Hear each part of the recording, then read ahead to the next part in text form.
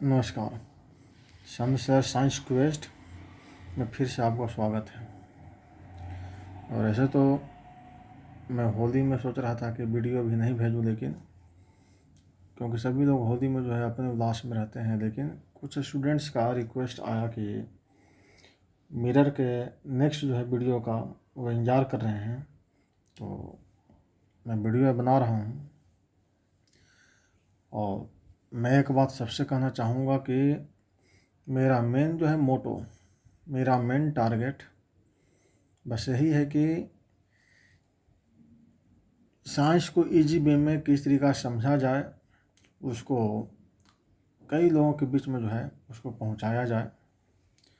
तो मैं सबसे रिक्वेस्ट तो नहीं करूंगा कि, और अभी तक जो है मैंने किसी वीडियो में भी नहीं कहने गया कि इसे सब्सक्राइब करें, लाइक करें, क्योंकि वो फिर हो जाता है कंपल्सन। अगर आपको मेरा वीडियो पसंद आया, अगर लगता है कि हाँ और अगले वीडियो में आप लाभान्वित होंगे, तो आप खुद सब्सक्राइब करेंगे। मेरे कहने से हो तो फिर एक मार्केटिंग हो जाता है। लेकिन हाँ, सभी से यह रिक्वेस्ट ज़रूर रहेगा कि जैसा कि आप जानते हैं कि सबसे बड़ा दान विद्या दान होता है। तो मैं सबसे रिक्वेस्ट ज़रूर करूँगा कि अगर आपके आसपास, आपके रिलेशन में अगर कोई बोर्ड का परीक्षा देने वाले हैं स्टूडेंट्स, और जिन्हें लगता है कि इस वीडियो से उन्हें कुछ लाभ पहुँचेगा, तो उन्हें आप अवश्य जोड़ने का प्रयास करें। तो मैं शुरू करता हूँ स्फेरिकल मिरर। तो पिछले क्लास में मैं reflection of light, types of reflection of light इत्यादि के बारे में डिस्कस किया था। और जैसा कि यहाँ पर टॉपिक है स्फेरिकल मिरर, तो स्फेरिकल मिरर पर ही आज मेरा जो है मेन टारगेट रहेगा, क्योंकि कुछ स्टूडेंट्स का होता है कि स्फेरिकल मिरर बहुत सारे टर्म्स का डिफिनेशन याद करना पड़ता है। लेकिन मैं बार बार कह रहा हूँ कि फिजिक्स रटने का चीज़ नहीं है। उस आप जितना समझिएगा उतना ही आपको वो इंटरटेनिंग सब्जेक्ट लगेगा। तो हमें लगता है कि मेरे इस वीडियो के बाद आपको डिफिनीशन बहुत अच्छी तरह से समझ में आ जाएगा। और एक और इन्फॉर्मेशन कि चूँकि अब जो है होली का समय आ रहा है, तो कल जो है एक वीडियो में फिजिक्स से रिलेटेड रहेगा। तो कल हम रंगों के बारे में जान लेंगे, उससे फिजिक्स में एक टॉपिक भी क्लियर हो जाएगा, और एक कलर जो है टॉपिक वो भी हमारा कंप्लीट हो जाएगा। तो खैर अभी हम स्फेरिकल मिरर पर कंसंट्रेट करते हैं। तो जैसा कि नाम से पता चल रहा है कि spherical mirror it is made up of hollow sphere of glass. और पिछले वीडियो में भी अगर आप देखे होंगे तो उसमें बदलाया गया था कि जब इसे दो पार्ट में अगर हम डिवाइड करेंगे तो इस तरह से दो पार्ट मिलता है। और चूँकि हमें हमेशा ही जब भी 10th क्लास में पढ़ेंगे, 12 में देखेंगे, तो बोर्ड के हिसाब से अगर चलते हैं तो कहता है कि object must be placed left to the mirror. और जब ऑब्जेक्ट को हम लेफ़्ट साइड में रखेंगे तो श्योर है कि हमको पॉलिश सरफेस राइट साइड में रखना होगा। तो हम हमेशा ही एक रूल बना देंगे कि जब भी हम सरफेस को पॉलिश करें तो राइट साइड में ही पॉलिश करेंगे। यहाँ तक तो क्लियर होगा। अब देखिए क्या है इसमें। जैसा कि हम जानते हैं कि जितने भी ज्योमेट्रिकल सरफेसेज हैं, ज्योमेट्रिकल जितने भी ज्योमेट्रिकल फिगर्स हैं, सभी का एक सेंटर होता ही है। एक अगर हम लाइन ड्रा करते हैं, इसका भी एक सेंटर होगा। एक हम ट्रायंगल ड्रा करेंगे तो उसका भी एक सेंटर होगा। तो एक स्फीयर को जब ड्रा करेंगे तो उसका भी सेंटर होगा। और लगभग जितने भी जो क्लोज्ड फिगर होते हैं उसका सेंटर कभी भी सरफेस पर नहीं मिलता है। लेकिन अगर ओपन फिगर हो जाए तो उसका सेंटर सरफेस पर ही होगा। तो जब तक यह स्फीयर है तब इसका सेंटर कहाँ होगा? यहाँ पर होगा।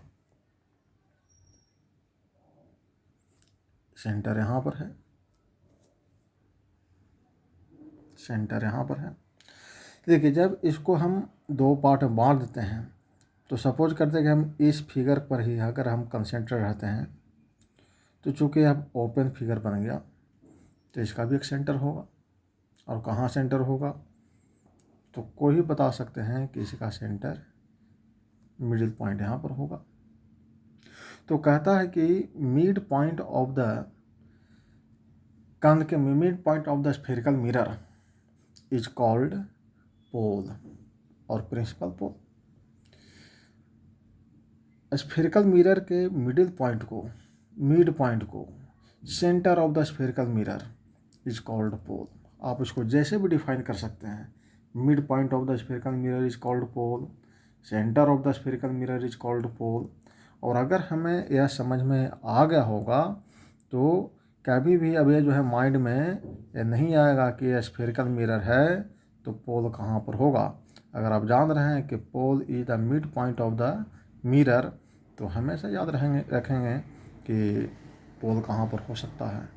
तो चलिए पोल हो गया। पोल चूँकि पी से शुरू होता है, POLE, इसे इसको पी से डिनोट करेंगे। और लगभग जो है हम लोग देखते आ रहे हैं कि जो पॉइंट होता है, जो मैट्रिक में देखे होंगे, पॉइंट को लगभग हम लोग कैपिटल लेटर से इंडिकेट करते हैं। इसलिए सब कन्फ्यूजन नहीं होना चाहिए कि स्मॉल p की कैपिटल P, इसे हम कैपिटल P से डिनोट करेंगे। अब क्या है कि जब यह मिरर पूरा स्फीयर के रूप में था, तो इस तरीक़ा से होगा। ये स्फीयर का कटा हुआ पार्ट है, कट पार्ट है। तो जब स्फीयर के रूप में होगा तो इसका भी एक सेंटर होगा स्फीयर का, जैसा कि अभी हम इसमें जो है देख चुके हैं। तो यह भी एक सेंटर है और यह भी सेंटर है, लेकिन यह सेंटर किसका है? होल स्फीयर का। लेकिन यह सेंटर किसका है? तो पार्ट ऑफ द स्फीयर का। तो यह जो सेंटर है, अब तो चूँकि स्फेरिकल मिरर जो है काट कर ही बनाया गया है तो ये तो पार्ट नज़र नहीं आ रहा है। तो इस सेंटर किसका कहलाएगा? स्फीयर का। लेकिन चूँकि अब यहाँ पर एक कर्व पार्ट हमको केवल मिल रहा है, कर्व सरफेस मिल रहा है कंध के मिरर के रूप में, तो इस सेंटर को अब कहा गया सेंटर ऑफ कर्वेचर। जैसे मूव से बनाते हैं मूवमेंट, अभी जैसे स्फीयर से हम लोग पढ़ रहे हैं स्फेरिकल, तो ठीक उसी प्रकार से कर्व से बना कर्वेचर। ये पहचान के लिए है कि सेंटर है, ये किसका है? तो ये कर्वेचर का है। मतलब कि सेंटर जो है किसी और होल पार्ट का होगा, लेकिन वह होल पार्ट अब यहाँ पर नहीं है। तो इसे हम क्या कहेंगे? Centre of curvature. अब सेंटर ऑफ कर्वेचर इसे हम C से डिनोट करेंगे। तो आप क्या देख रहे हैं हम यहाँ पर? तो हमें 2 पॉइंट मिला, पोल, सेंटर ऑफ कर्वेचर। तो अब हम सेंटर ऑफ कर्वेचर को डिफाइन कैसे करेंगे? तो हम सेंटर ऑफ कर्वेचर को डिफाइन कर सकते हैं कि centre of the sphere whose mirror is a part is called centre of curvature. इसको ब्रेक कर दीजिए। तो सेंटर ऑफ द स्फीयर एक part, whose mirror is a part is called centre of curvature. तो हमें लगता है कि ये भी डिफिनेशन अब आपको याद हो गया होगा। अब आगे बढ़ते हैं। तो चूँकि यह मिरर हो गया, पोल हो गया, ये जो है इस सेंटर ऑफ कर्वेचर कहलाएगा। इसका मतलब है कि इधर जो है और पार्ट होगा।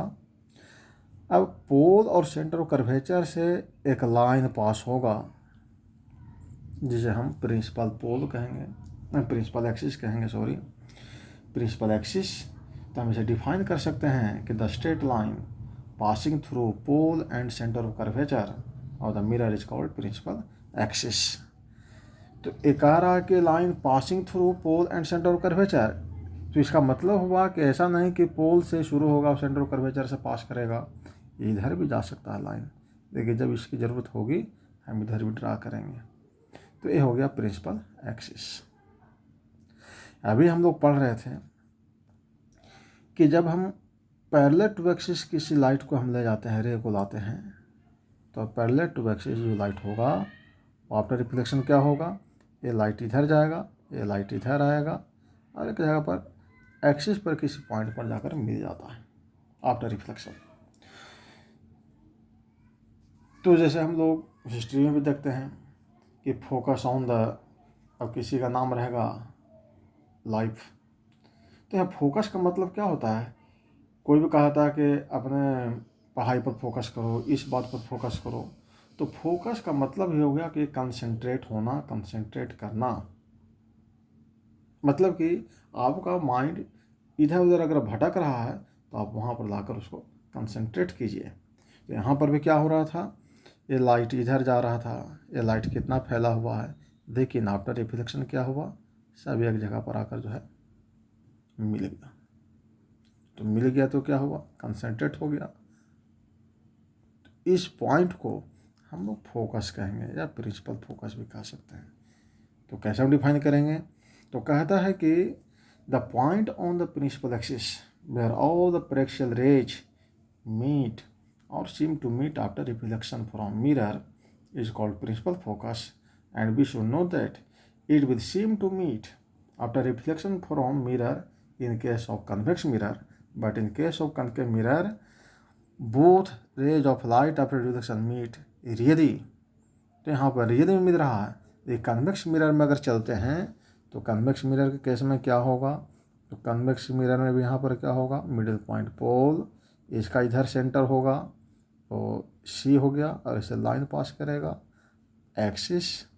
और यहाँ पर भी एक जो है हम पैरेलल जो है एक्सिस, अगर हम रेज ऑफ लाइट लाते हैं तो जान रहे हैं कि कहाँ जाएगा, ये तो जाएगा इधर, जाएगा इस तरफ, इधर लाइट इधर जाएगा।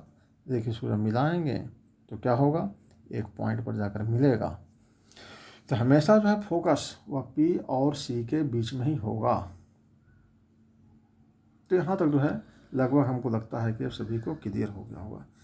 पोल centre of the mirror, C centre of the sphere which mirror is a part is called centre of curvature, focus the point on the principal axis where all the paraxial rays meet after reflection from mirror. चलिए यहाँ तक तो हो गया। अब जरा चलते हैं। तो चूँकि कहीं पर भी आप देखेंगे, आप एक शादी में ही जाइए और शादी में जो है अगर लड़के की शादी में जा रहे हैं तो वहाँ लड़का चाहे वह बहुत बड़ा इंजीनियर हो, बहुत बड़ा डॉक्टर हो, चाहे वह कुछ भी नहीं हो, लेकिन अगर आप ही उसके बगल में खड़े हैं और बहुत बड़े आप इंजीनियर हैं तो यही पूछा जाएगा ये लड़के के कौन है। उनके अंकल भी खड़े होंगे तो ही पूछा जाए कि लड़का का कौन। मतलब कि वहाँ पर सेंटर में कौन है, लड़का जिसकी शादी हो रही है। तो यहाँ चूँकि हम लोग मिरर की बात कर रहे हैं तो यहाँ पर जो है सेंटर में कौन होगा, मिरर। मतलब कि जो डिस्टेंस हमको मेजर करना होगा वह मिरर से। तो मिरर में अब यहाँ पर क्वेश्चन होता है कि कहाँ से, तो मिरर में कहाँ से हम करेंगे। तो चूँकि मिरर पर एक ही पॉइंट है वह है पोल, तो इसका मतलब है कि जो डिस्टेंस हम मिरर से मेजर करेंगे वो कहाँ से होगा, पोल से। अगर पॉइंट डिफाइंड नहीं होता तो फिर जो है प्रॉब्लम होता, और जब पोल डिफाइंड टर्म है तो अगर हम कहते हैं कि ना हम यहाँ से मेजर करेंगे तो आप कह सकते हैं कि यहाँ से क्यों, यहाँ से क्यों नहीं। एक दूसरा लड़का बोलेगा कि यहाँ से क्यों नहीं। इसलिए इसमें सब को जो है ख़त्म कर फिजिक्स में मिरर पर के पॉइंट से ही जो है सारे डिस्टेंस को मेजर किया गया। तो हम पोल से मेजर करते हैं डिस्टेंस, अगर तो पोल से कहाँ तक, फोकस तक एक डिस्टेंस होगा, पोल से सी तक। ऑब्जेक्ट भी अगर कहीं पर होगा तो उसका भी डिस्टेंस पोल से ही मेजर होगा, और जब पोल से मेजर होगा तो क्या होगा, पहला पॉइंट पी। तो अगर हम पोल से फोकस तक का डिस्टेंस मेजर करते हैं मतलब कि क्या हो गया, पी एफ। मतलब कि the distance from pole to focus of the mirror and it is called focal length. क्या कहेंगे इसे, फोकल लेंथ, फोकल लेंथ। और इसे हम लोग स्मॉल एफ से डिनोट करेंगे। याद कीजिए हम यहाँ पर डिस्टेंस मेजर कर रहे हैं। अब आते हैं पी से सी तक का डिस्टेंस। तो अगर पूरा होल स्फीयर के बारे में अगर हम सोचें तो पूरा होल स्फीयर में क्या है, सी सेंटर। अब सेंटर से कहीं का भी डिस्टेंस अगर मेजर करेंगे तो क्या कहलाएगा, रेडियस। तो सी से पी तक भी डिस्टेंस रेडियस। लेकिन चूँकि अब जो है पूरा स्फीयर है नहीं तो सेंटर से पी तक का जो डिस्टेंस हो क्या कहलाएगा, जैसे सी था सेंटर ऑफ कर्वेचर, ठीक उसी प्रकार से सी से पी तक का डिस्टेंस रेडियस ऑफ कर्वेचर।